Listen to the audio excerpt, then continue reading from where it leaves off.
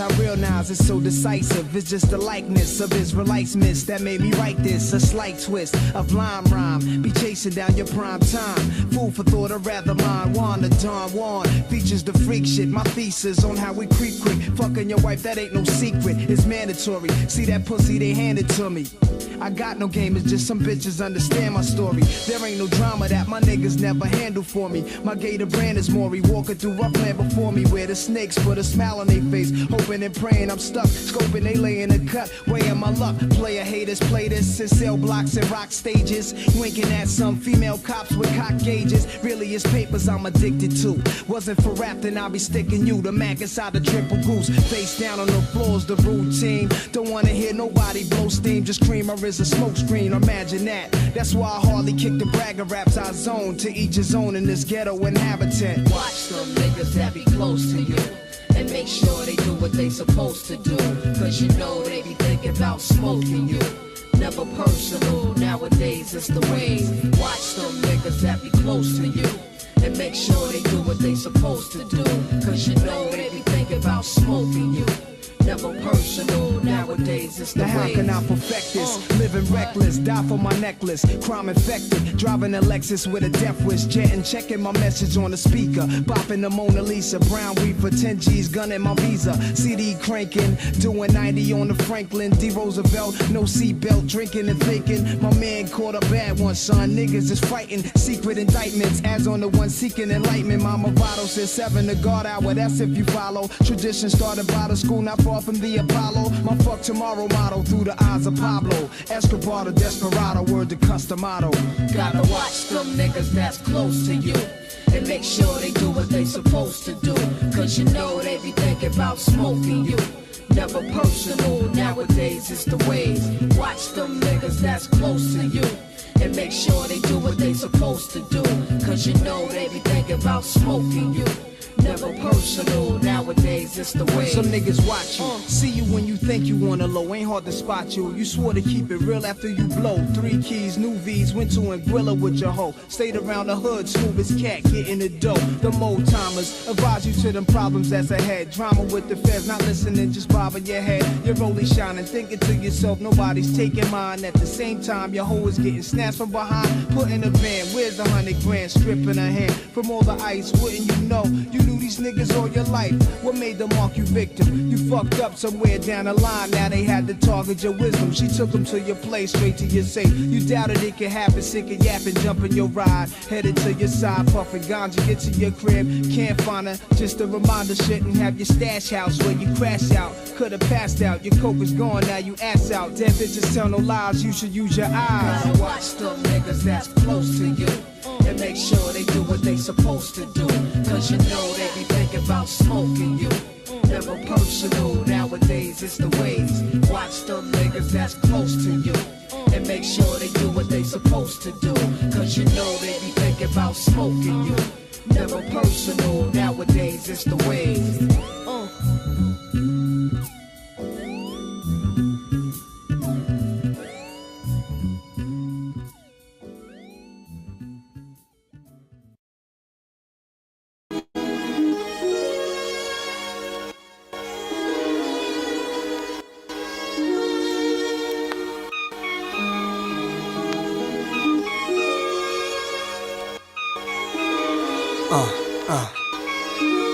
Yeah. They plan was to knock me out the top of the game, but I overstand they truth is all lame. I hold cannons that shoot balls of flame right in they fat mouth, then I carve my name. Nah, it's too real. Nah, it's true king. It's however you feel. Go ahead, you swing. Your arm's too short to box with God. I don't kill soloists, only kill squads. Fame went to their head, so now it's fuck guys. Yesterday you begged for a deal, today you tough guys. I seen it coming, soon as I popped my first bottle. I spotted my enemies trying to do what I do.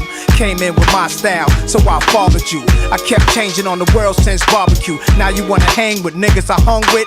Fuck bitches I hit, it's funny, I once said if I ever make a record, I take a check and put something away for a rainy day to make my exit. But look at me now, 10 years deep, since the project, bench with cracks in my sock sleep. I never asked to be top of Rap's elite, just a ghetto trap trying to learn the traps of the streets. But look at me now.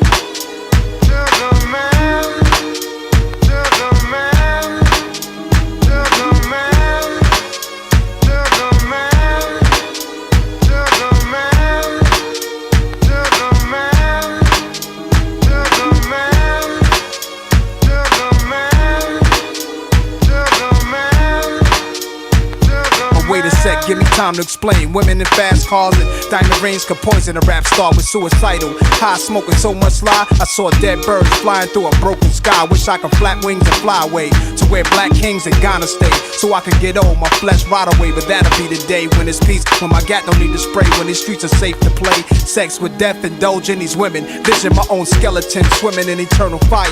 Broads play with pentagrams in their vagina like the exorcist, then they gave birth to my seeds. I beg for God's help, why they love hurting me? I'm your disciple, a thug certainly. I'm the N, the A to the S-I-R. If I wasn't, I must have been Escobar. 45 in my waist, staring at my reflection in the mirror, sitting still in the chair like my conception. When everything around me got cloudy, the chair became a king's throne. My destiny found me, it was clear why the struggle was so painful. Metamorphosis, this is what I changed to, and God, I'm so thankful.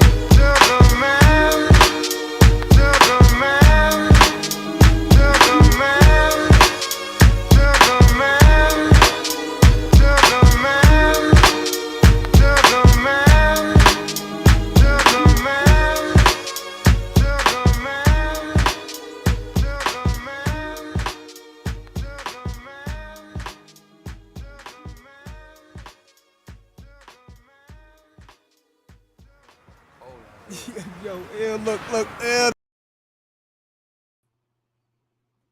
It was clear why the struggle was so painful. Metamorphosis, this is what I've changed to. God, I'm so thankful.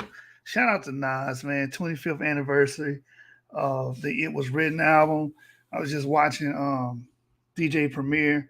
I had no idea. I wasn't even thinking about it. I was like, dang, it is, it's been 25 years since that album dropped. So shout out to the GOAT, man. Tonight's episode is going to be dealing with Saneter Studios and how they misrepresent ancient Egypt. And I can name names here. Shaka Amos misrepresents ancient Egypt all of the time.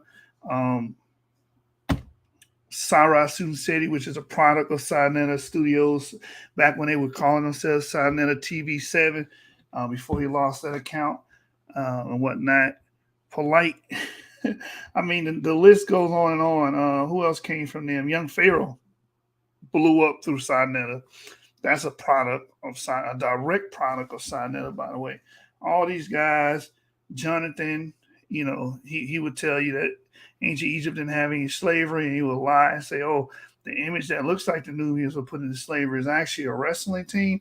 A lot of these things have Jabari just continues to lie and say that, he tried to make it seem like ancient Egypt was a matriarch, just like Sarah Sunseti tried to say. Also, another lie, or should I say misrepresentation of ancient Egypt, is that it was all black, just dark-skinned people were there, nobody else was there. We did a whole review of what Reggie said, which was very anti-science, and basically said those with E1B1B markers there today, which make a majority of the Egyptian populace today, are invaders, which is not true. They would have been there 3, 4, 5,000 years ago. They're not invaders. They've always been in North Africa, right? The oldest North African remains that we have is E1B1B, right? Which is the Ibero-Maurusians. So they're autochthonous to North Africa. They belong in North Africa. Calling them an invader is something that only you Africana study majors would do, because you're racist and you judge everything off skin color, and the prerequisite to being an Egyptian is being black in your eyes. Whatever the hell black means, right? It's a very ambiguous term any damn way, because Reggie's not a dark-skinned person. He looks like he's very, very bright. You'll call Sinbad black, and he's not. It doesn't make any sense, man. All of this stuff is confusion. That's why we call it Babel. I think it would be even right to say, I think it would be right to even label it psychobabble at this point. So we got a lot to cover tonight. I'm going to be reading from a source, and it's a source that covers a lot of ground on ancient Egypt. So we're going to be covering magic in ancient Egypt, because some of these guys teach that, or try to allude to ancient Egypt as some kind of completely empirical science-based society. And so we're going to show and prove that the ancient Egyptians believed in magic, right? We're going to be showing the household structure, the familiar structure. And the reason why we're going to show that because of people thinking that ancient Egypt was any different from their Afrocentric, not Afro-Asiatic, excuse me. Sorry for disrespecting the ancestors like that. Afro-Asiatic neighbors, meaning in familiar structure, meaning was Egypt a patriarchy? We're going to be dealing with all those things. And was the man the head of the household in Egypt? Because a lot of people that was on the ancient Kemet side, these pseudos like Shaka Atmos and Ankh and yeah, even Ankh was on that Kemet shit too back then when it was Kemet on trial and all these guys, man, young Pharaoh.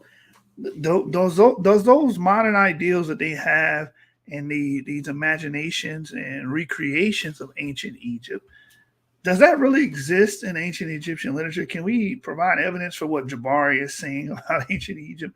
The answers were sounding no, and we're just going to go through this book and bring out some points. Like I said, familial. The government. What was the government of ancient Egypt like? What was the commoner like? How did that play a role? How did they play a role? What you're going to find out, majority of the common population of ancient Egypt was illiterate, and they were pretty much semi-free peasants, right? Did ancient Egypt deal with slavery? Here's another one no one poses. Was ancient Egypt a colonial power? Because what happens is a lot of people try to paint and romanticize ancient Egypt as being this utopic, just the same thing they do in ancient West Africa, a society where there was no wrong being done or what they consider wrong, because right or wrong is subjective, but they will be against colonialism, and ancient Egypt was very much so a proponent of colonialism. So we're going to get into all that tonight, man. So you guys sit back. You're definitely in for a treat because, again, these guys have been misrepresenting ancient Egypt. And, just like any other online church, you're not allowed to ask any questions. These guys are dogmatic. They're preachers, they're pastors, and, they do this. This is how they teach their people. This is how they do it. Little motherfucker gonna try to rob me. Well, I'm gonna show you how we do it up here in Pinkies, nigga. I wasn't trying to rob. Shut up! Before I bust a cap up in your ass. Now, what you done with Day Day and Roach? Day Day is my people. Shut up! Now, who sent you, nigga? Nobody sent me. Say another motherfucking word, and this shit is over. And I ain't playing, nigga. Now, you ain't got no gun. But where the weed at? I ain't got no weed. Shut the fuck, shut. Did I say, no? Oh, shit. Say it again. Say something else. Oh, say something else. Say something else, nigga. I'm gonna tie your old monkey ass up. This is exactly how the Afrocentric and BHI community is when it comes to their content in their online churches. You're not allowed to ask questions. You say anything, they basically give you a proverbial shut the fuck up. And you're not allowed to question them. Especially when you tell them, listen, I understand the social construct black. I don't go by it. No, nigga, you black, you gonna be black because I said you black. Like you're in DPR North Korea or something, right? Like you're in North Korea. I've been watching a lot about North Korea, man, and it's very oppressive. They want to be like that. They want to make it where wrong think. They want to police your thoughts and shit like that. You're not allowed to call yourself an Israelite or say anything they don't agree with, right? If you do that, then it's a problem. I have no problem with anybody even claiming aboriginals or whatever. It's just that at least present better arguments than you're doing. And that's my issue. I'm not a fan of indoctrination, but again, I'm not a fan of forcing, wrong thinking, policing people's thoughts. Like these people are very much so communist, quasi-communist in that way. And you can't really ask any questions. It's just like an online church. That's all it is. They're trying to mold and indoctrinate people instead of actually giving them, thought-provoking content and education material to go by. So we're going to try to elucidate some of these things and bring out a fresh perspective, which is not a fresh perspective outside of our little small corrupt community, as the Black conscious community or the Afrocentric community or the BHI community. I lump them all together. It's the same with the Abo community. They're all the same, a bunch of damn pseudos that want to be pastors and indoctrinate people and pretty much have people under their spell instead of actually teach, right? So, what I'm saying, we're going to come with it tonight, man, and I'm going to show you guys the book before we get into it, where you can get it at. It's a pretty pricey book, but I wanted to get into it and actually read from a scholar standpoint of ancient Egypt instead of going online and listen to one of Shaka Amos's rhetoric sessions or Jabari's rhetoric sessions and his preaching. So guess what, man? I got the resources, man. I'm strapped in. I'm strapped in!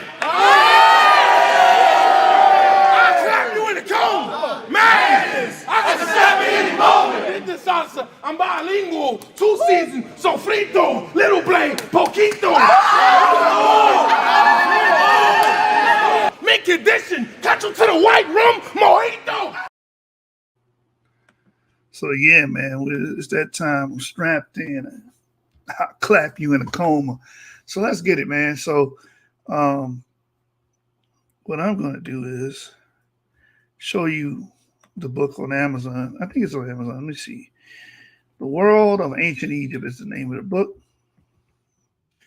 World of Ancient Egypt, a daily life encyclopedia. All right.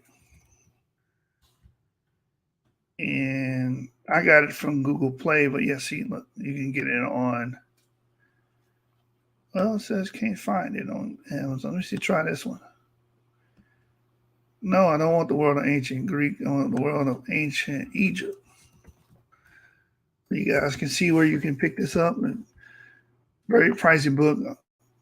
Only get it if you're serious about reading it or if you want to know about ancient Egypt. I think it's a great reference. So this book here, let me share my screen. This is going to be the main focal point. I got the digital $163 about 2 months ago or whenever.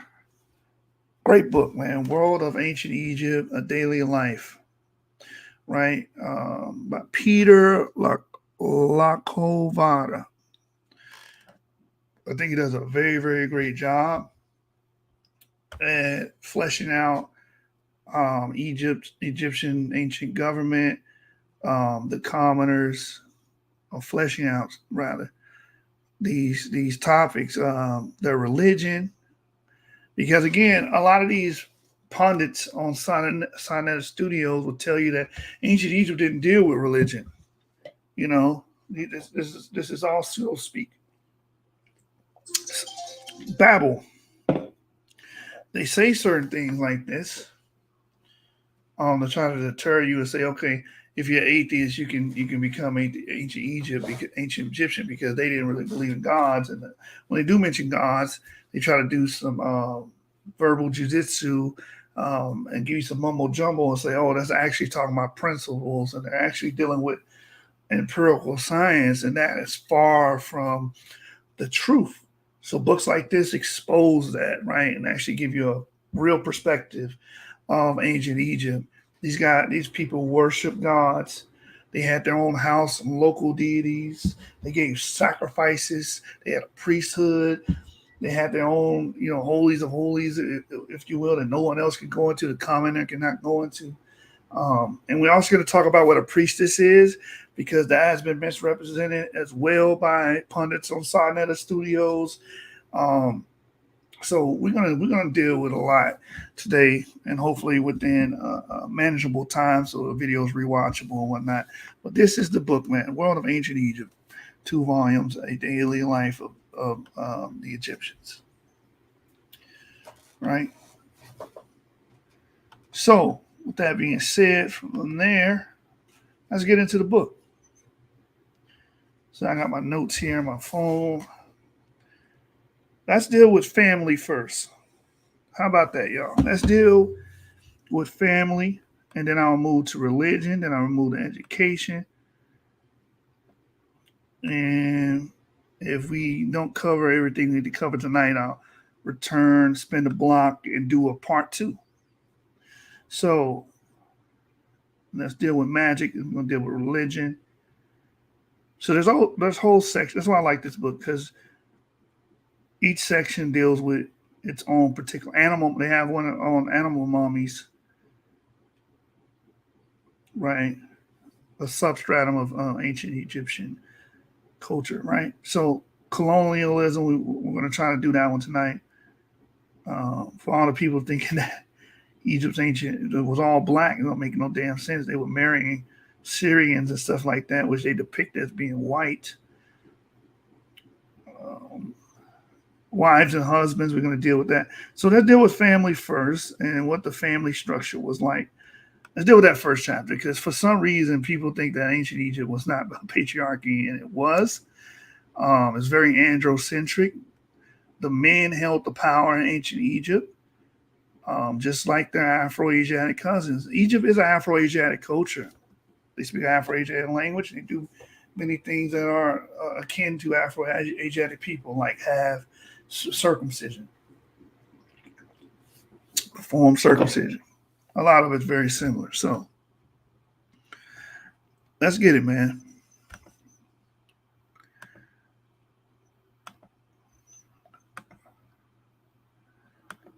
All right, so close my annotations. Let's deal with the family structure of ancient Egypt. Is it like the pundits of Saneter Studios? Is it like the fairy tales and stories we've heard from Reggie, Jonathan of the Amaraswad, or Jabari, or any of those pundits, man? Sarah Seti, Young Pharaoh, and Polite. Is it like they said it was? Let's read it. Let's read it, man. It's time to present a clear glass of water to the audience. And you're not going to get that from Saneter Studios, because it's a church and they're too dogmatic to turn from their misinformation. So right here, family structure. It says the concept of the nuclear family was so interwoven into the belief system in ancient Egypt that the gods are frequently depicted as a triad consisting of father, mother, and child. The larger interactions of the gods also reflected family dynamics in many ways, and many of the myths associated with the gods had them acting out familial dramas. Like most other ancient cultures, Egyptian society was patriarchal. So you would never get Jabari to admit this. You would never get a lot of these pundits on Saneter Studios to admit this, because they think ancient Egypt was a gynocracy, meaning it was ran by women. They think ancient Egypt was a matriarch. I remember in a debate, I think around 2011, with Sarah Seti and Nasi Yashavel, he basically said ancient Egypt was a matriarch, implying that everything goes to the woman and women have power and they're the most powerful in the state of Egypt. That's basically what you're claiming. But that's not the case. Historically, Egyptian society was indeed patriarchal. It says here, the men and their male heirs controlled much of the wealth and property. So that this is just evident of anyone who understands ancient Egypt, right? It says here, women did have equal status in many areas and were far freer than most of their contemporaries in the rest of the world. Women owned property and businesses and had a voice in family matters. By far, the most common female title that is encountered is that of the mistress of the house. This position of housewife implied that the women remained in the home and was responsible for running the household. Wait a minute, women remaining at home? That's not as appeasing and appealing as, to I guess this godnocracy narrative that Polite will have you believe, or any of these pundits like Jabari will have you believe. Basically, the majority of these Egyptian women spent majority of their time at home rearing children and taking care of the home. That's what the ancient Egyptian culture was like.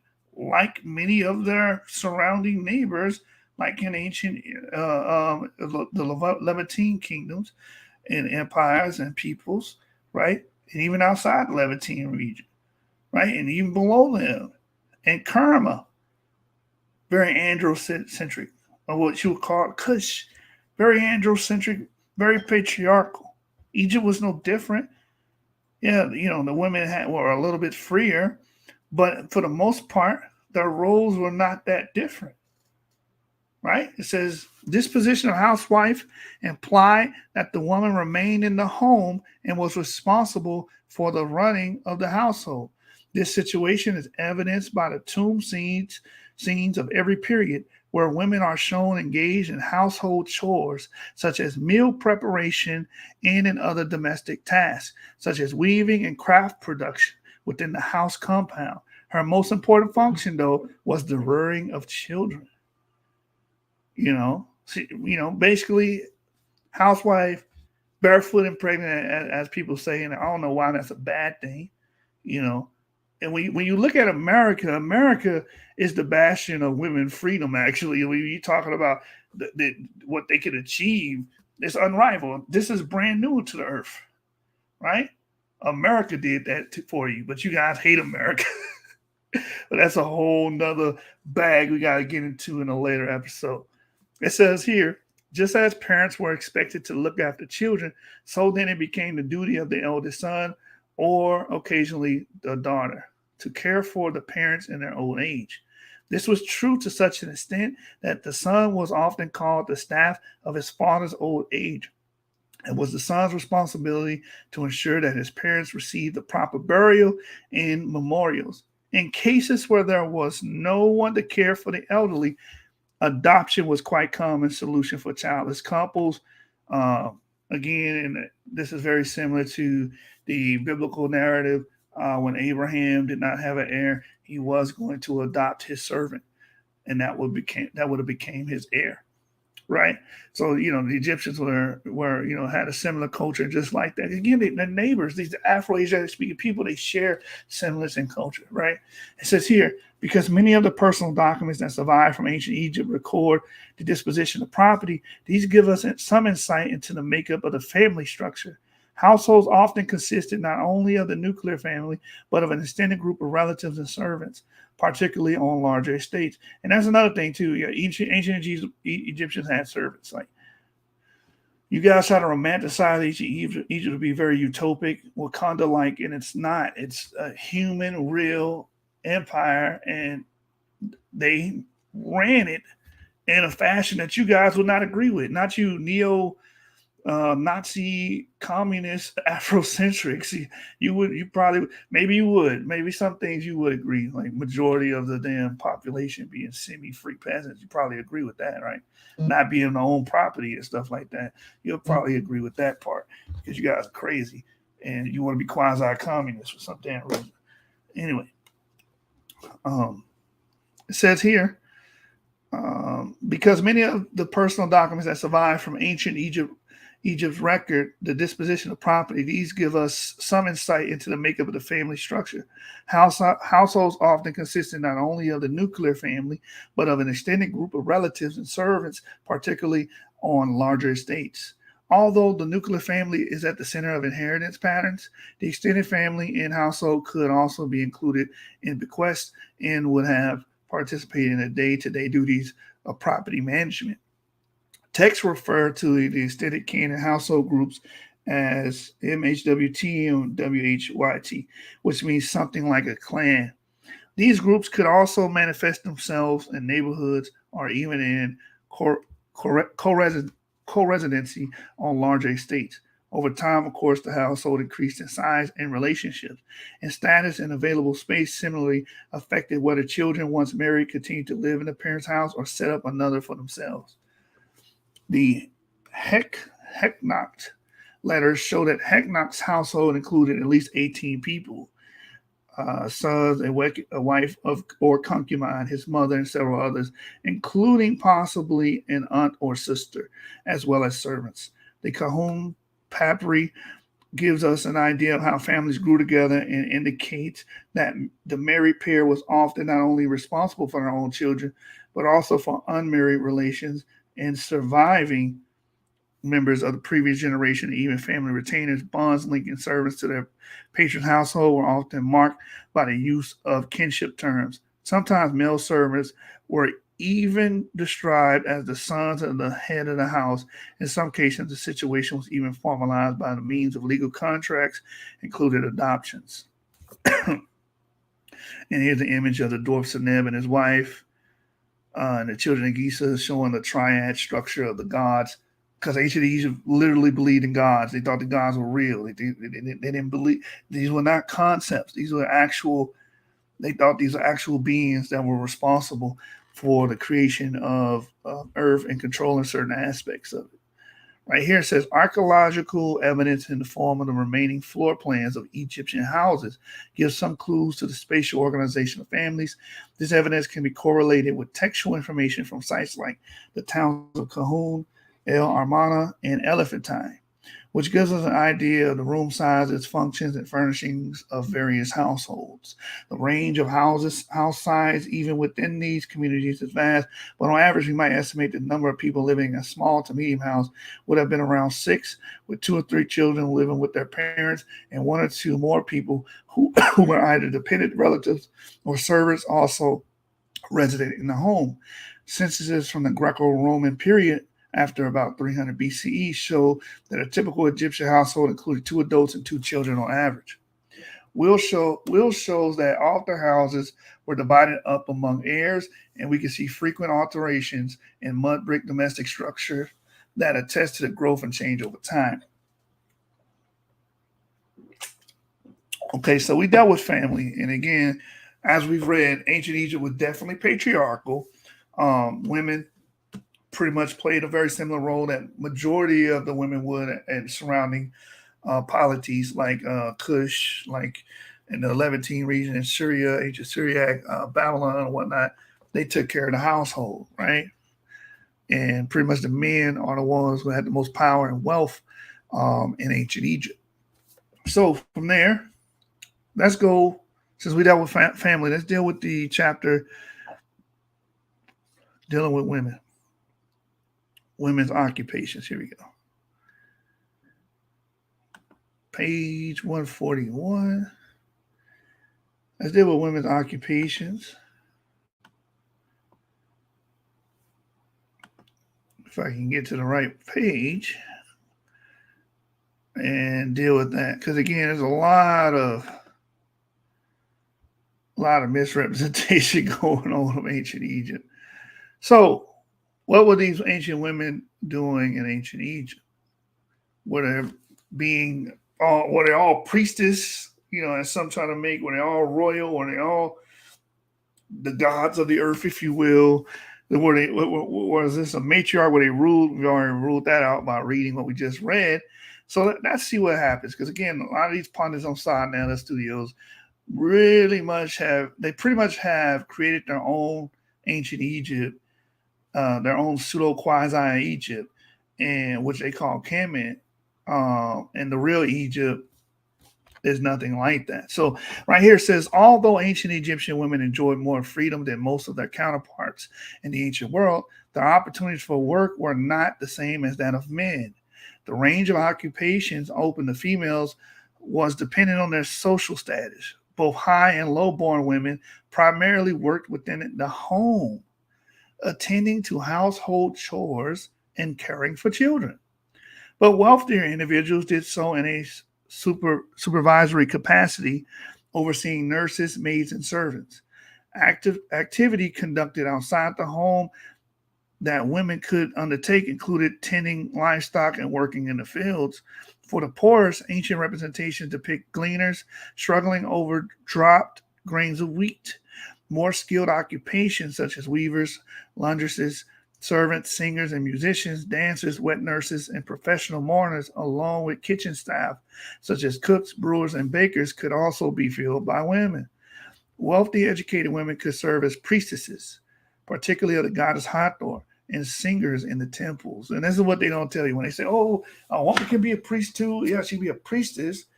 And they pretty much were singing and dancing. That's what they were doing,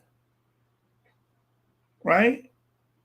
And we got the evidence of the goddess. And to the right, you can see a depiction of a woman grinding grain in the Middle Kingdom. Keep reading. It says the job of managing the household belonged to women, and they are most often referred to as the MBTPR, lady of the house. Her duties included caring for the children, preparing meals, cleaning and weaving, or in wealthy and middle class households, supervising the servants who did this work. These jobs could also be apportioned to a number of women in the household, which could include an extended family of grandmothers, aunts, and even additional wives or mistresses. In the case of the latter, the Hanak letters indicate friction, as one might suppose, even after death. Women could still be seen as having a command over domestic life, as is noted in surviving letters to the dead. Women could also be enslaved. Although in ancient Egypt, slavery was often more like indentured servitude for a woman, like a man, could enter into self-enslavement contract.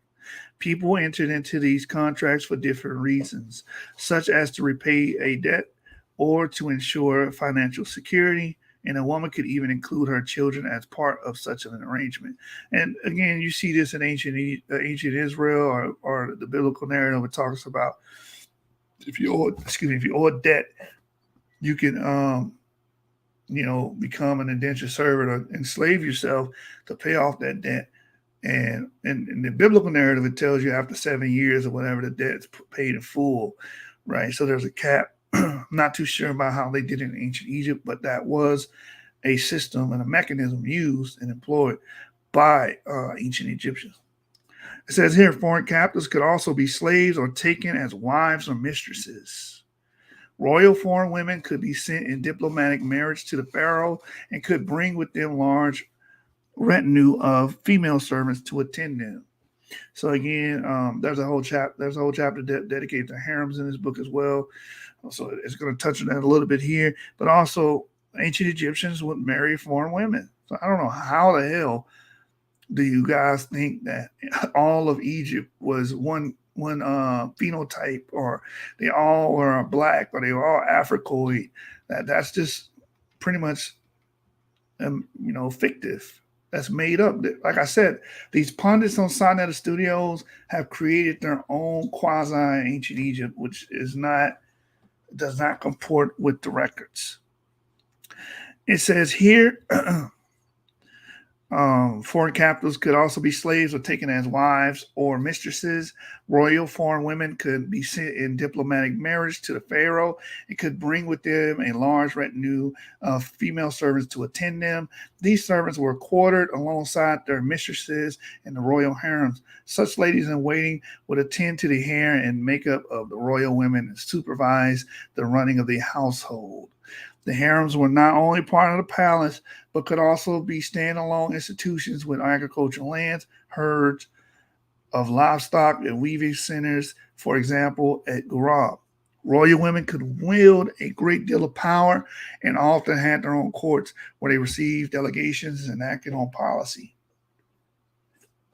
Women could even rule under extreme circumstances, usually as regents for a juvenile monarch, although rarely they did rule outright.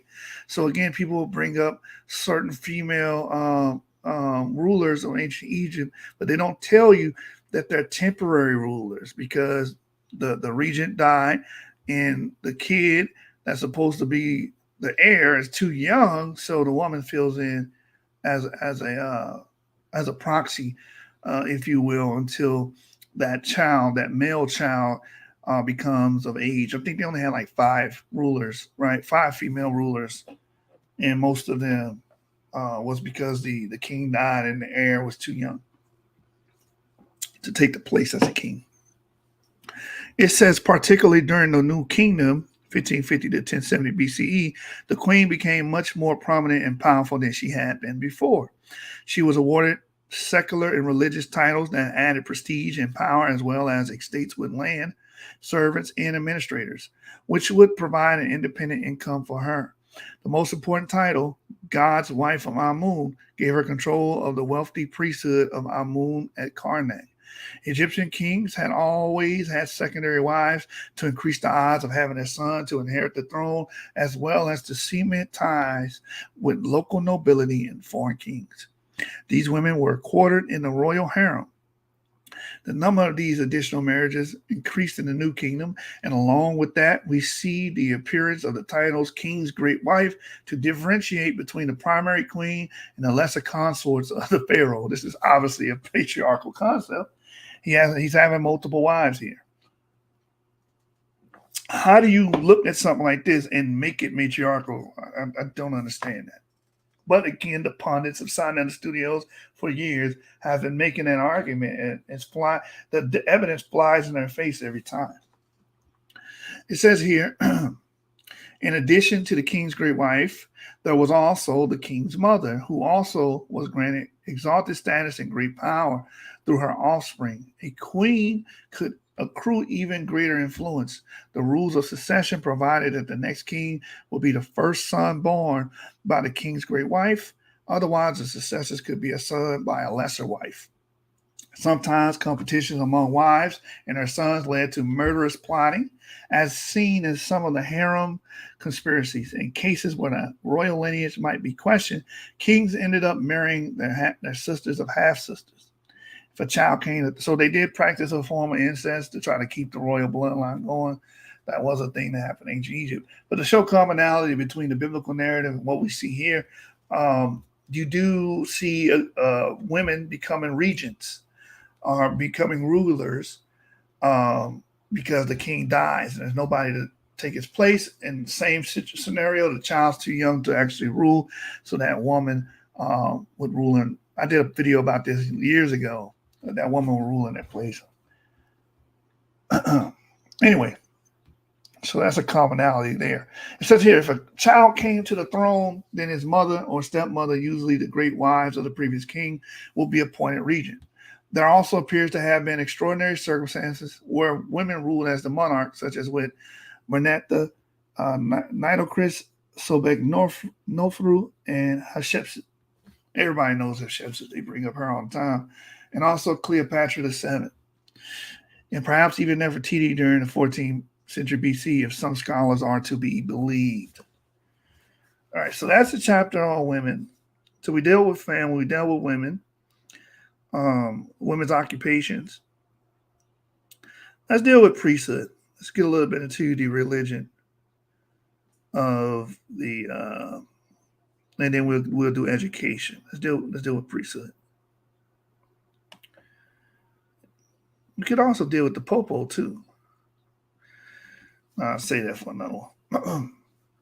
Priesthood. And there's a depiction here, a priest figurine, bronze, Ptolemaic period. The priesthood was integral to ancient Egyptian society. The priesthood employed vast numbers of people, there being not only full-time priests, but also members of the laity who could serve part-time duty in the temple. Priests could have multiple titles and jobs. The priest did not preach, proselytize, or shepherd a congregation, since there was no standard truth, but various and even contradictory myths. People believed what they chose. Likewise, foreign gods were not prescribed, so no one was required to be converted to the Egyptian religion. Although some gods became very popular and their cults reached far beyond Egypt's border. The lower levels of the priestly hierarchy included the YAP priests and lector priests, YAP priests, a title derived from the word for pure, appear to have performed general temple duties. Lector priests were responsible for directing performance of the sacred rites, reading the ritual texts, and reciting the invocations not only in the temple, but also in funerary ceremonies. In addition, there were our priests who acted as timekeepers, and a number of other priests organized into the files or groups that could serve duty in rotation. All of these had overseers in the complex pecking order of the temple. So just like the priesthood, the biblical narrative, those similarities with the ancient Egyptian priesthood, where you had priests that had different occupations.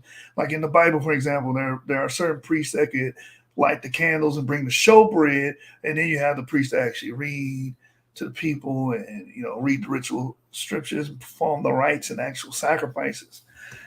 So there was different levels, and there was even a hierarchy in the priesthood in the scriptures, and there's also a hierarchy in ancient Egypt. It says here, lower level priests were restricted from entering the more sacred areas of the temple complex, which were the preserve of the king and the highest echelons of the religious personnel. At the top of the hierarchy was the high priest, or first prophet, as the title is sometimes translated. By the 21st dynasty, the high priest of the temple of Amun and Karnak had grown so powerful that they called themselves king. Under the high priest were second, third, and fourth prophets, and they were followed by clergy called God's Father. Women could serve as priestess or as chantresses. The latter sang hymns, provided musical accompaniment to the liturgy. So a lot of these priests, they always say, "Oh, women can be priestesses in ancient Egypt." Yeah, they were chantresses. They were singing, they were dancing, they were performing that. That was their most of their job and their duty, right? It wasn't high priest, So y'all got to cut it out. You try to bait and switch there and say just because the word priest is used there, and that's how it's translated, that is the same as a man. We've already read many of the jobs available to men were not available to women in ancient Egypt. Ancient Egypt was very much so a patriarchy. You don't get this idea of equality until America comes about. It's pretty much foreign in the world until America brings that about. So you should be thanking the founding, and you should be thanking the people that fought to make that a reality. For all these people trying to act as if ancient Egypt is the one who brought that abroad, and that's not the case.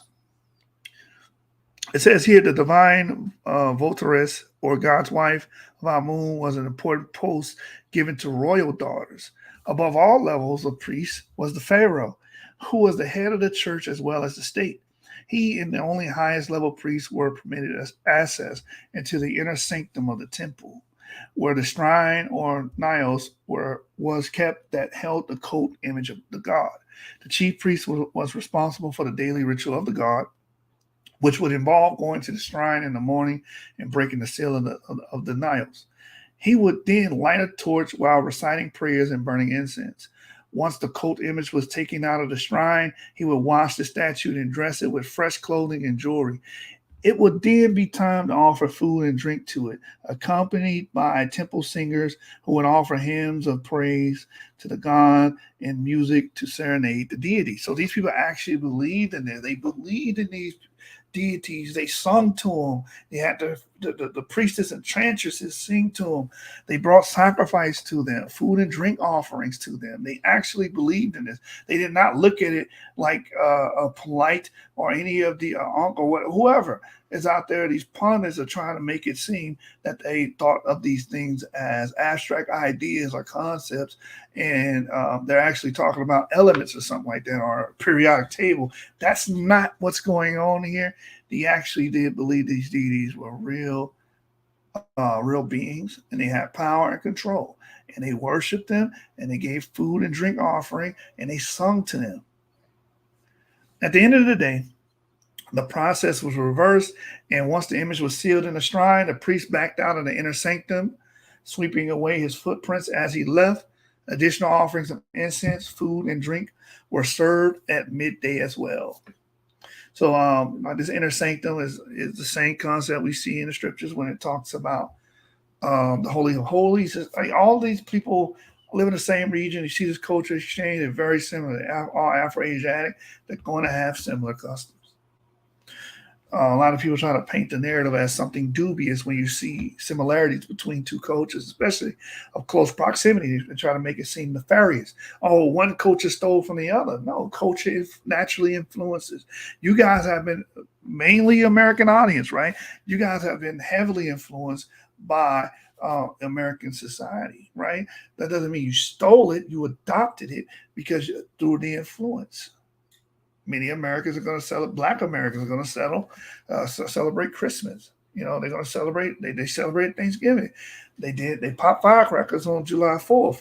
You know, these are Americana traditions that you were influenced by because you live within the confines of this country and within the society. So you're influenced by it. The racial labels, all these things. We can go on for days on how your influences dictate your practices, right? So just because you see nearby cultures practicing the same thing does not mean there was a theft involved or it was something nefarious. No, cultural exchange happened every day. It says here, the priests were the only ones who were allowed in the temple. The public who wished to worship the god were never allowed beyond the outer court of the temple, where they could leave their offering to priests who brought them into the temple and who kept the leftovers once the gods had partaken of the essence of the offering. Priestly service, because they believed that the gods ate the spiritual essence of the food, and after that, the priest would eat the food, right? Letting you know that they believed that these deities were real. Priestly service then was a very lucrative and desirable job. Before entering the temple, the priest had to be totally shaved, bathed, and dressed in white linen, and had to wear a pair of sandals. Other priestly forms of dress included the leopard or cheetah skin worn by the sim or funerary priest officiating at the burial ceremonies. The high priest of Patai, Memphis, wore a side lock of hair, while the priests of the Montu wore red leather tassels that were the ancestors of the scapulae, later worn by Catholic priests. Oh, wow. I didn't know that. Shout out to, Jabari used to be a Catholic. He used to be in Catholicism, so maybe there's a connection there. It says cause of death in ancient Egypt. Ancient Egypt has been called a mausoleum culture because there was such a great expenditure on building and furnishing tombs. Clearly, the pharaohs were the greatest examples of this with their massive monuments and treasures. However, the mindset of lavishing as much as possible of one's wealth on its sepulchres seemed to have pervaded most of ancient Egyptian society. Different eras were marked by varying degrees of investment in the afterlife. A roughly egalitarian spread of tomb sizes and funeral furniture characterized the earliest period of the Egyptian history. But by the end of the pre-dynastic period, we see a greater disparity with a few tombs being wealthier and larger than others. In the Archaic period in the Old Kingdom, this difference grows to titanic proportions with the construction of the massive royal pyramids that far exceed any other monuments. Yeah, so when you get to the dynastic period, the commoners pretty much are very, very, they're very 98% of the Egyptian people, 99% are at the very bottom of the social ladder. They're not able to afford these royal burials, whereas a lot of them were buried in the sand. A lot of these people can afford to bury themselves. They was just buried in the sand. Meanwhile, you got the 1%, the kings and the priesthood. These were the most wealthy of ancient Egypt. They was getting these lavish burials, which was, today for research purposes is good because we're able to dig it up and see what they were doing. And we know majority of our knowledge about ancient Egypt because of these funerary practices of them burying a lot of their wealth and all these writings and the Book of the Dead being found there and whatnot. So most of what we know about ancient Egypt comes from these funerary monuments and burials. But it also reveals the nature and government of Egypt and the hierarchical status that they employed. So it says here, With the economic collapse of the first intermediate period, there's far less of a distance between rich and poor in death, if not in life. We can see a similar pattern from the Middle Kingdom to the second intermediate period. In the New Kingdom, the royal pyramid tomb is abandoned, and instead there is a far greater investment in grave goods, as is illustrated by the tomb of Tutankhamun. Much of our textual information on the actual cost of these goods and services comes from this and the latest periods of Egyptian history. During the Ramesside period at Deir el-Medina, texts show the relative values of different types of objects and decorations that a craftsman might have produced and how much he would have earned for them, even for the middle classes. A tomb and its furnishing represented the most significant investment an individual would make. To ensure their cults will be carried out in perpetuity, many individuals, both kings and commoners, left grants of lands and goods to the temple priesthood to maintain the rituals. In this way, the temples amassed great amounts of wealth and power. Back to the actual chapter, because that was a side piece there, but I felt it necessary to read it. So it says here, there was an elaborate calendar of festivals and holidays that had to be observed. And at certain times, the cult image of the god was to be carried by the priest on the deity's bark or sacred boat along the processional route lined with people who came to get a glimpse of the god. The people could even approach the god and ask for a verdict in disputes or for advice, which would be supplied by those priests bearing the image. So again, these people believed in this stuff. They believed in the deity. They thought they were real. So much so that they thought during this time they could go ask for advice from the deity, right? So worshippers could also obtain mummies for offerings from the priests overseeing the place where the sacred animals were kept. Although the gods of different temples were connected through mythology and their images could visit one another on certain feast days, priesthoods were largely independent and the staff of one temple had little relation with the staff of another temple. The king was the only one who could officiate in all the temples and who was able to construct new ones. His role as chief priest was essential in binding all these disparate communities together, right? So that's the chapter on the priesthood, because again, a lot of these people misrepresent ancient Egypt and say that the priesthood, they didn't have a religion, they didn't believe in gods. They try to paint ancient Egypt as to be like very scientism, that scientism was employed, that they were really looking at principles and they weren't looking at deities. It's not true. So this chapter talks about the army, where they got the army from. I probably won't read that one. Pretty much their army, their standing army was extrapolated from foreign peoples. So let's see. Let me look at my annotations. Currency. So the currency chapter deals with these people pretty much with grain base for their currency.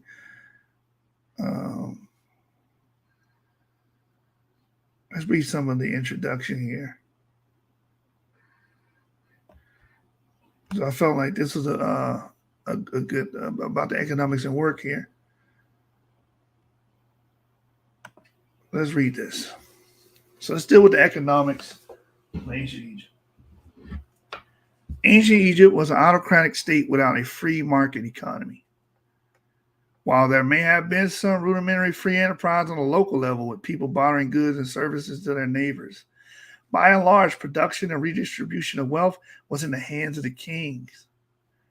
North Korea. How China used to be.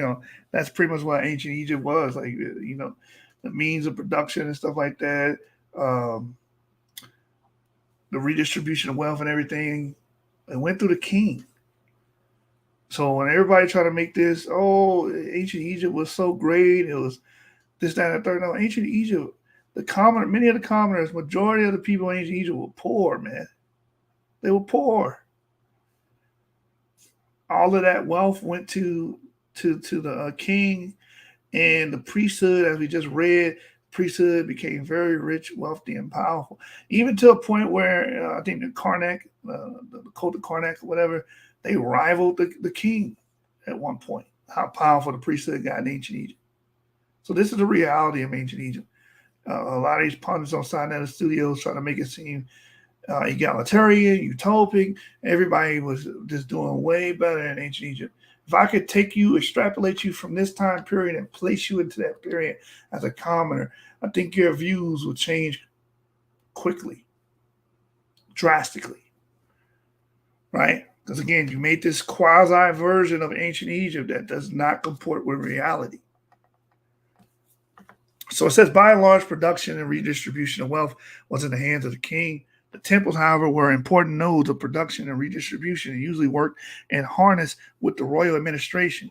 Egypt's wealth was principally based on grain collected as taxes and then redistributed as wages or rations. Additional earnings from agricultural surplus left after taxes or goods and services could be bartered in private transactions. A recently discovered administrative building with granaries in the ancient town of Edfu was used for collecting taxes and as records offices.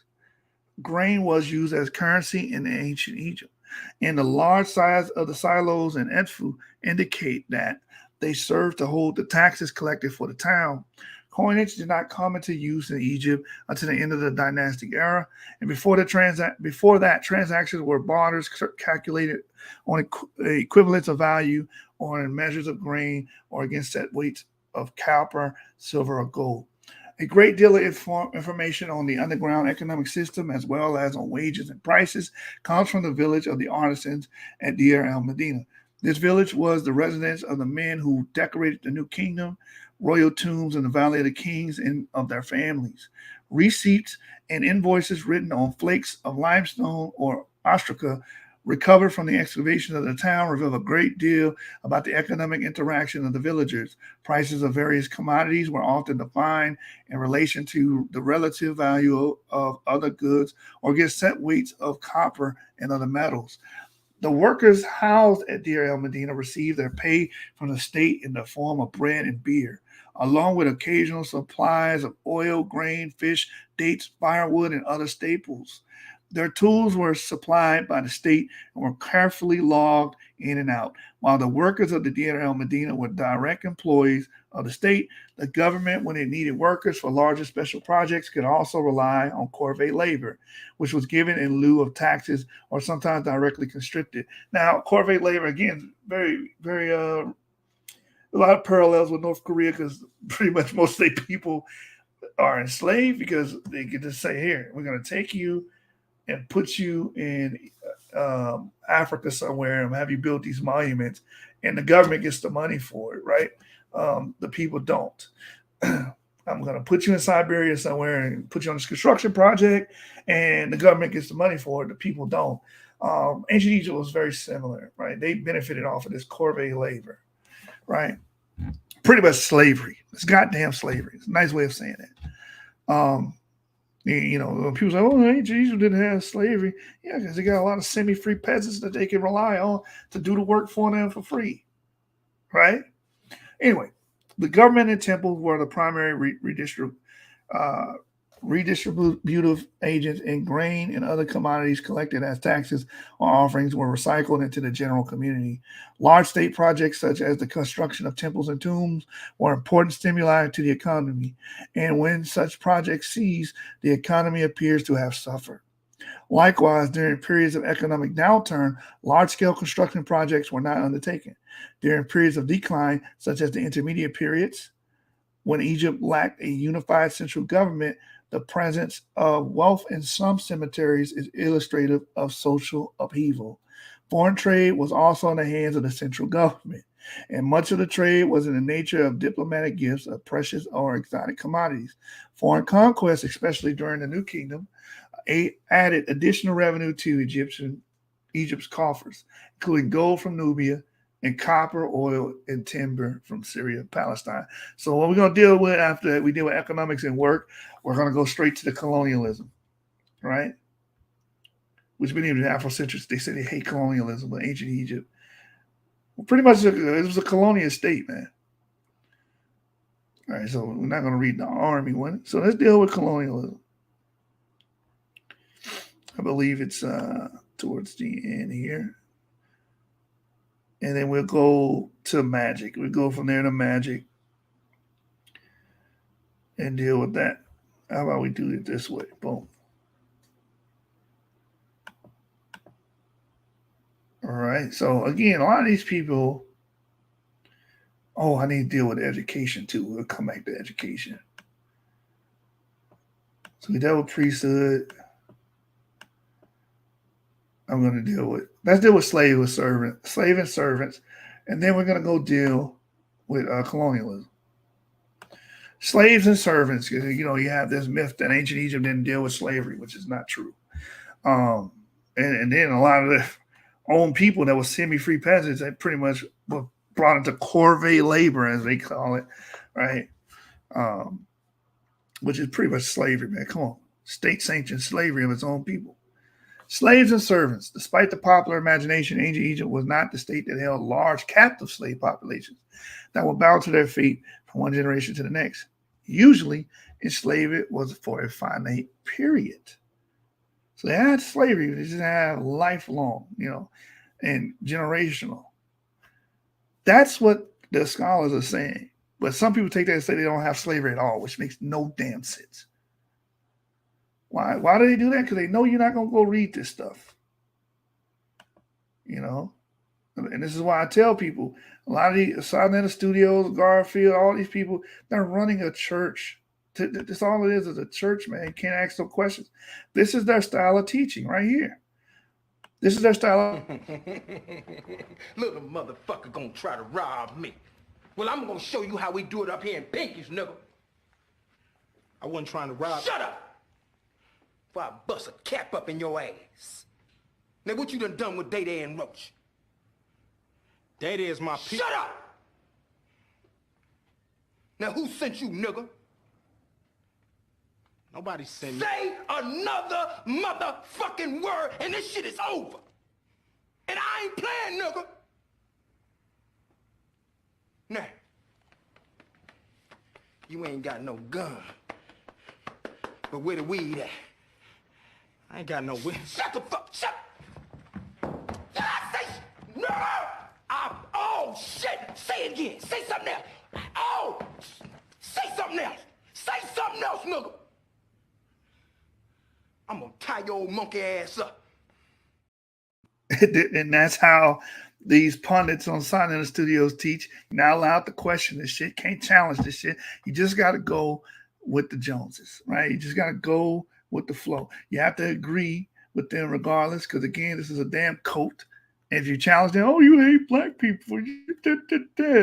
It's a church, man. Y'all not reading and studying this stuff. God expects you to do what the Lord wants you to do. Like those of you who realize that the Lord wants you to give generously into his church. Amen. Don't ask no questions. Don't ask how come why come the pastor have to have him a nice house? Why come pastor got to have a nice car? Don't ask. I said don't ask. I said don't ask. No questions. Just give the money. Look, nigga, get the collection plate right on that side. Nigga, get it around on that side. We're gonna now have a B selection from the choir. That's you guys, man. As soon as you mention slavery, ancient Egypt, you guys have a conniption. No, ain't no slavery, ancient Egypt. That's the what Jabbar. That's the Tama who corrupted your mind. Like, no, brother. First of all, Tama who are Libyans, they're North Africans. They're not Europeans. You know, at least not in the sense we had. They may have had European paternal or maternal lineages, like many ancient Egyptians had European paternal and maternal lineages. You know, that's another lie. I mean, we've covered before. Ancient Egypt was not a black only state, right? And ancient Egypt did deal with slavery.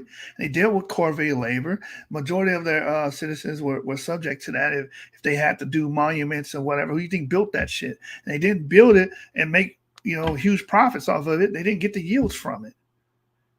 Just like the DPR, North Korea, does its own citizens. Same thing. Anyway, it says here the system was more like indentured servitude where people could become slaves out of debt, but then buy their way back out again. Criminals could also be sentenced to servitude. Foreign conquest was also a source of slaves, particularly during the imperial period of the New Kingdom. So you got different forms of slavery right here. You can get penal slavery, right? Meaning you did a crime.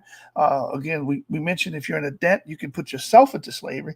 Then you got foreign, which we're going to deal with, colonialism that ancient Egypt was known for. Foreign slavery, where you go and extrapolate slaves from other places and bring them back to do your bidding. You guys demonize American history for that, but you don't demonize ancient Egypt for it. The scales are in balance with your judgment. Ancient Egypt practiced that, right? But this quasi version of ancient Egyptian history, again, does not comport with history. So again, foreign conquest was also a source of slaves, particularly during the imperial period of the New Kingdom. Ramesses III is recorded as having given 113,000 slaves to the temples during his reign. The Egyptian word that is generally translated as slave is hem, which originally meant body and was also used to refer to a priest of a god, suggesting it may have represented a difference in status. There are a few references to slaves in the Old Kingdom, but by the Middle Kingdom, foreign slaves, mainly from the Near East, became increasingly numerous. Foreign slaves, mainly from the Near East, became increasingly numerous. Foreign slaves, mainly from the Near East, became increasingly numerous. This is what the scholars are saying. Not some Afrocentric bum like Jabari is spreading within his congregation or his church on Saneter Studios. This is what the scholarship is saying, right? Jonathan and all those other guys are not really staying true to this, because they want to create and reform and reshape ancient Egypt instead of accept ancient Egypt for what it is. And many of these guys are going to cry and whatnot. I don't give a damn. I'm the head chairman of the I Don't Give a Damn committee, right? So you guys are crying, man. It is what it is. This is the case. I'm going to read it again. Foreign slaves, mainly from the Near East, became increasingly numerous. Check it out. Dang.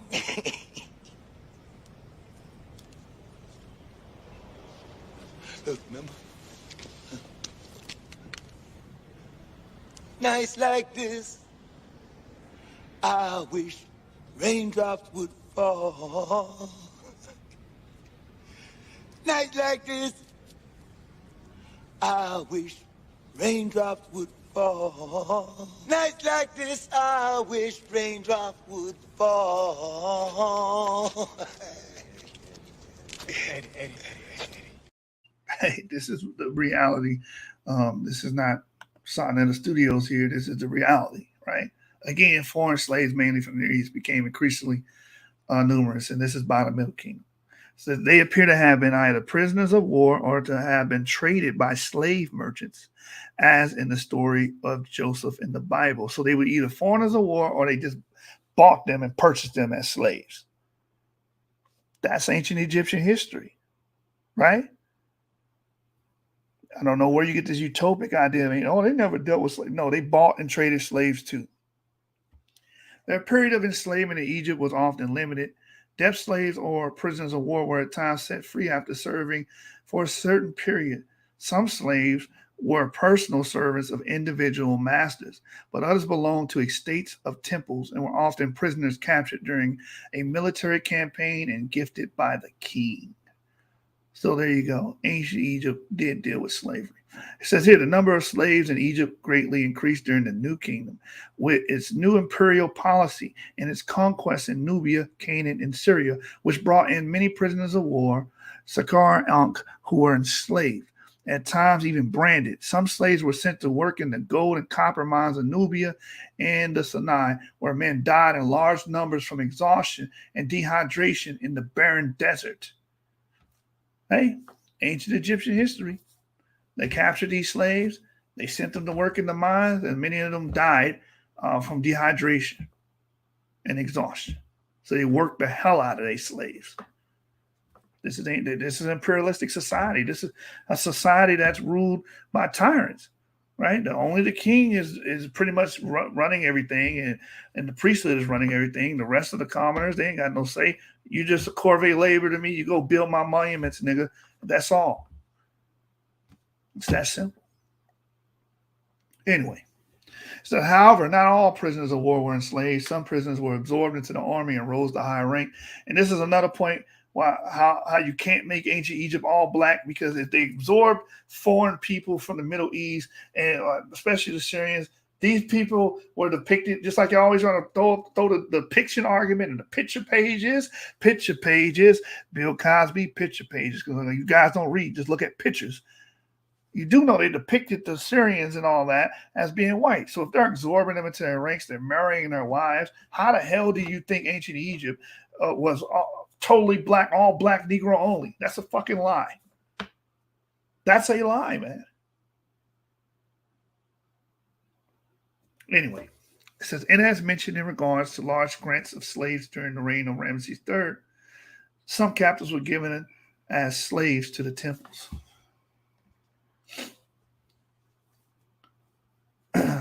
Anyway, it talks about young women often worked as servant girls at banquets and festival occasions.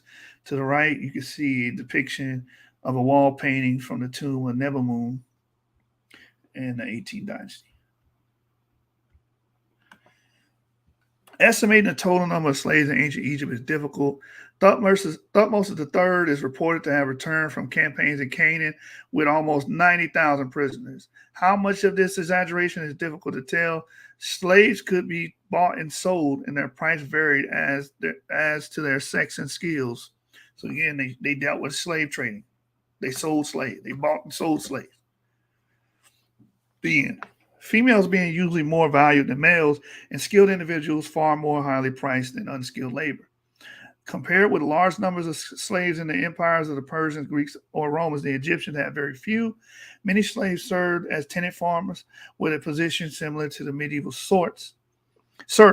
Prisoners of war who became slaves were sometimes branded. Slaves and servants, however, were also supposed to be treated fairly. And the negative confession records that I have not maligned a servant to his master. Same thing in the biblical narrative. You're not supposed to mistreat your slave, right? And if you did mistreat them, you had to free them, right? If you went too far, you had to free them. It says here, the act of manumission, freeing a slave, seems to have been a laudable act prompted by the desire to do good, to discharge a debt, or even a growth for familiar affection. The line between slave and servant is a shadowy one, and many Egyptian terms would seem to apply to both. The word bak and bak is usually taken to mean servant, though again, like the word him, some clearly high-ranking people had this title. So again, they say the terms are very ambiguous. So they say, oh, actually, they got servants. No, they had slaves. Stop trying to run away from it. They had slaves. You know, they didn't have to depend on slavery because, again, it was an imperialistic society.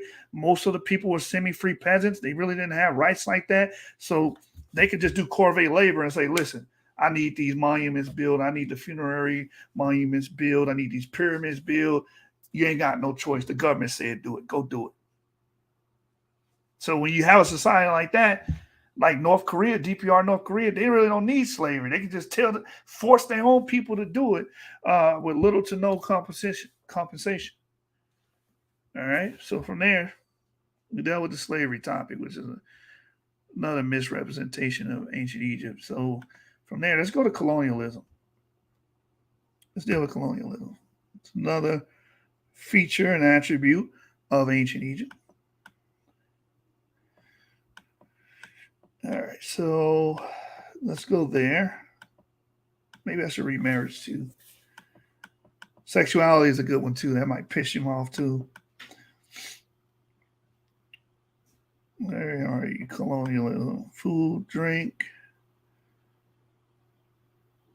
housing and community, priestly communities, thieves, politics and warfare, justice and punishment, royal administration, royal harem, Viceroy Kush, Where's my colonialism at, man? I got to show the people this because they would never read this shit, let alone live, right? Hold on, let me go to my annotations. So I got this in my notes. I wanted to deal with this. So currency, farmers, land and water management, police. Ancient Egypt didn't have a police system, and they were mainly Nubians. Because again, they were extrapolating people from other countries. And many of these people were forced or absorbed into these positions for the ancient Egyptians. Social structure. We need to read social structure. We haven't read that yet. We did wives and husbands. We dealt with that. We dealt with the familiar structure. Foreign custom. Colonialism. Boom. 346. All right. So let's deal with colonialism. Then we'll do social structure of ancient Egypt. Back. Colonialism. Unlike the Greeks and the Romans, the ancient Egyptians never aspired to be a colonial power.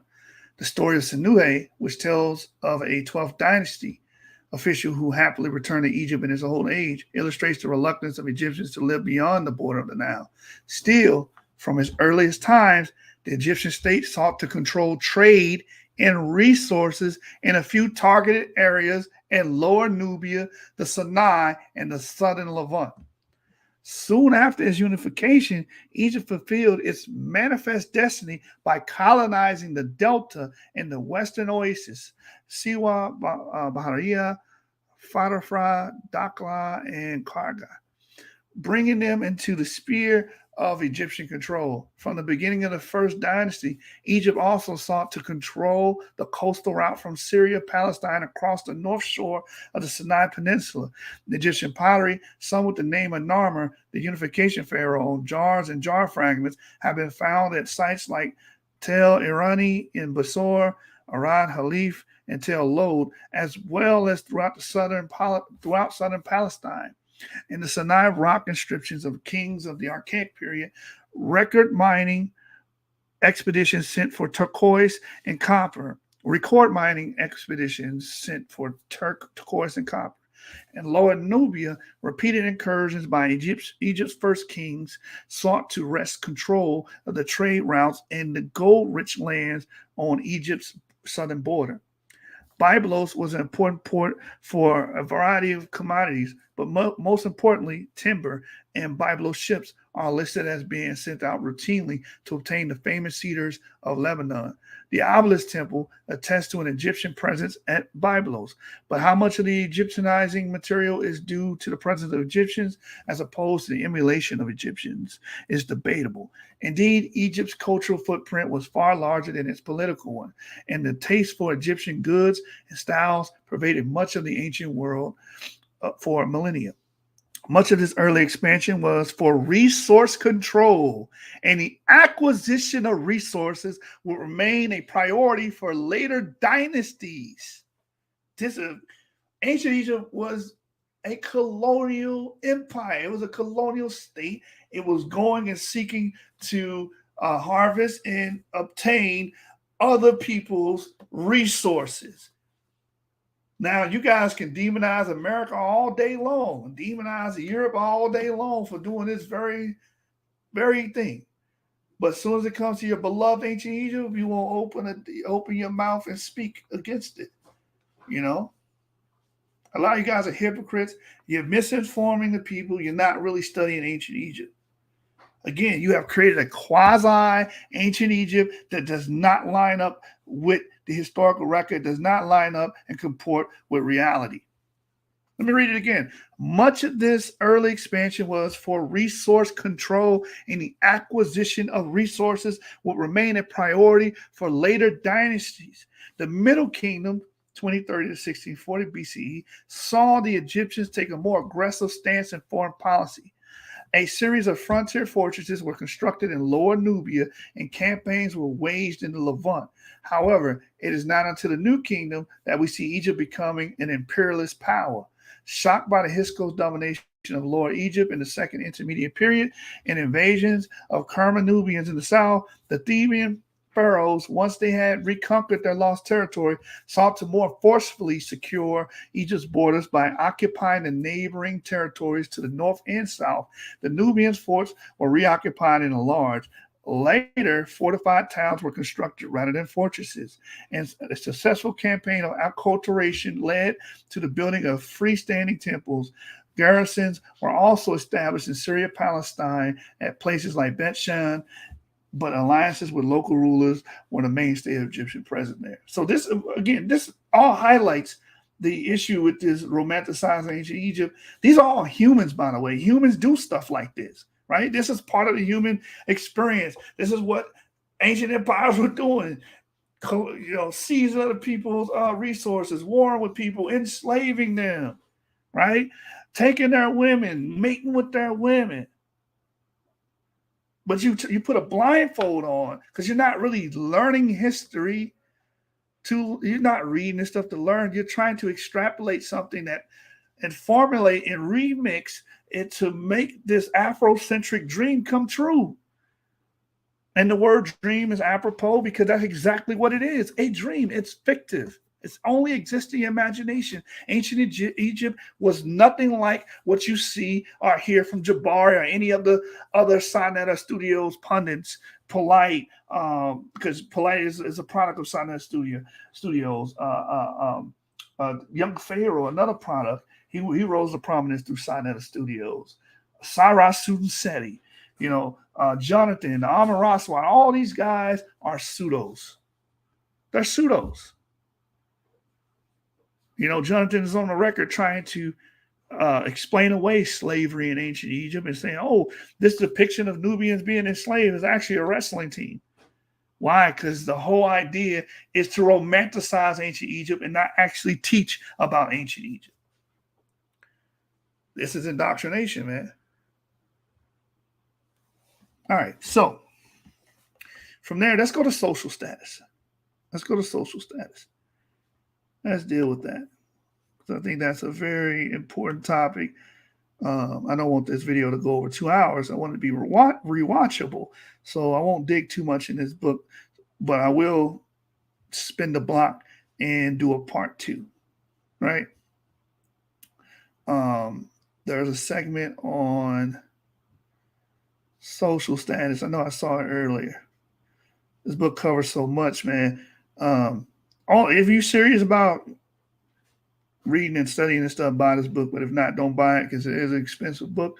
But at the end of the day, if you actually are trying to learn this stuff, then I would advise you to go out. Oh, yeah, we got to do magic too. We got to do popular religion. So let me find social status real quick.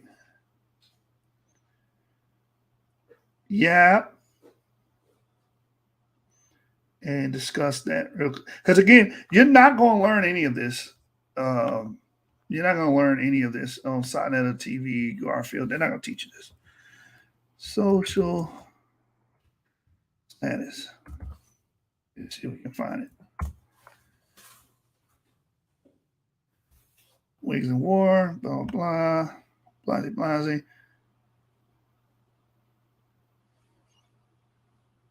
Women's occupation, we read that. That's going to make them upset. All right, so it's being very difficult with me. I know I have it in my annotations. Let's see if I have it. So we read colonialism. We read we read about the priesthood. We read what a priestess was because they never explained to you what a priestess is people that do song and dance in the temple. That's what a priestess is, right? There's no evidence of them being high priests or anything like that. Like, y'all cut that shit out, man. Cut that out. The real educators in the building tonight.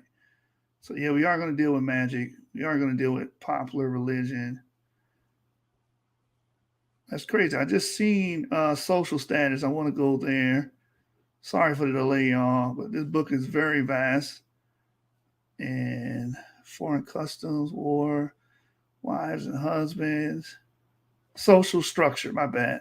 Social structure, not social status. So let's get there. Close my annotations. And let the crying begin when I read this. Yeah, shock. I almost would fucking have a heart attack about it. It doesn't line up.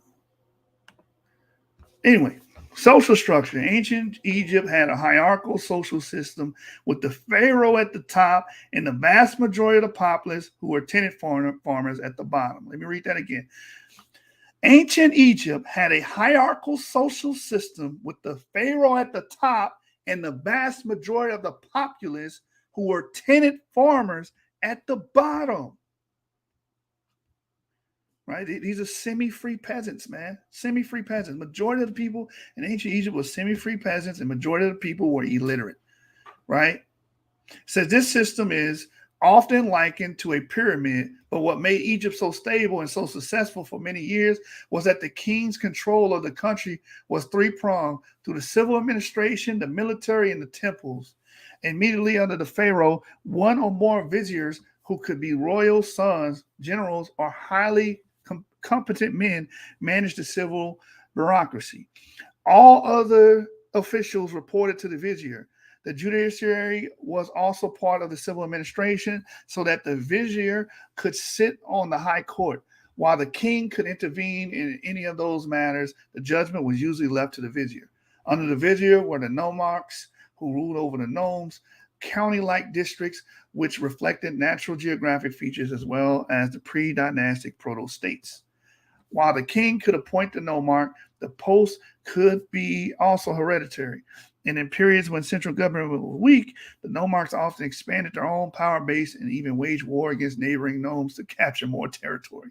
So again, this is not the rainbows and Skittles that these guys feed you over there. This is reality. This is what was going on. It was a power structure.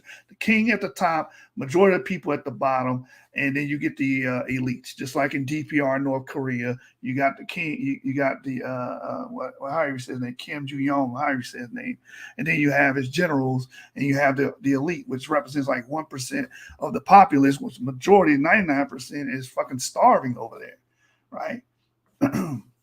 And they have their own corvée labor system, just like ancient Egypt did. Right.